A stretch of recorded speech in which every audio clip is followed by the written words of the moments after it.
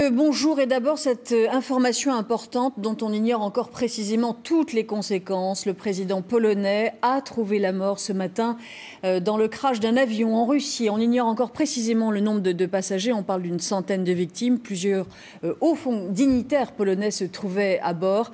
Personne n'a survécu. Sylvain Lequesne.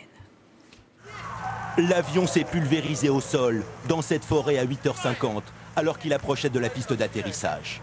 Le Tupolev 154 du gouvernement polonais s'est écrasé après avoir accroché des arbres.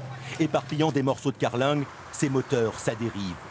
L'un des trains d'atterrissage gît à plus de 4 mètres du sol. L'appareil avait décollé de Varsovie pour Smolensk en Russie. Il n'y a aucun survivant.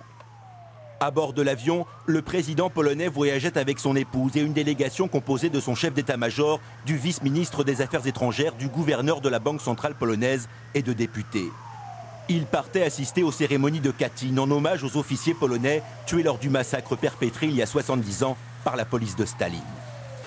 Le Tupolev 154 impliqué dans l'accident filmé ici il y a quelques jours est un avion de l'ère soviétique, un triréacteur dont la conception remonte au milieu des années 60. Selon un membre des forces de l'ordre russes, une erreur de pilotage pourrait être à l'origine de la catastrophe. Lors du crash, l'avion effectuait sa 4e tentative d'atterrissage en raison de l'épais brouillard qui entourait la région. Le contrôle aérien aurait proposé à l'équipage de se dérouter sur Minsk ou Moscou, mais le pilote aurait finalement décidé de se poser à Smolensk. Alors avec nous en direct, le correspondant de France 2 à Moscou, Laurent Boussier. Bonjour Laurent. A-t-on des informations plus précises sur ce qui s'est passé ce matin ? Écoutez, déjà, on a le nombre des victimes puisqu'il y avait 96 personnes à bord, dont 87 qui faisaient partie de la délégation présidentielle. On sait aussi que l'épouse du président polonais fait partie des victimes, ainsi que le chef d'état-major de l'armée et un très haut dignitaire religieux. Alors effectivement, comme le disait le reportage il y a quelques instants, à 4 reprises, l'avion a essayé de se poser. Il y avait donc un très épais brouillard ce matin sur l'aéroport militaire de Smolensk, un aéroport militaire qui, nous dit-on, est un aéroport moderne avec des équipements tout à fait modernes. Et le pilote a refusé donc d'aller ailleurs, d'aller à Minsk ou de venir à Moscou. C'est à la 4e tentative d'atterrissage que l'avion, un petit peu bas, a heurté le sommet des arbres qui sont en bout de la piste et qu'il s'est donc pulvérisé.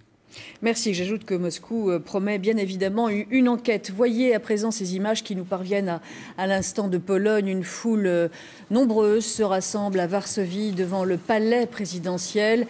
Le gouvernement polonais a décidé de se réunir en urgence. Il vient d'annoncer une présidentielle anticipée tout prochainement. C'est l'actuel président de la Diète, l'équivalent de notre Assemblée nationale, qui occupe désormais les fonctions de président par intérim. Lech Kaczynski, 60 ans, était devenu le président des Polonais en 2005.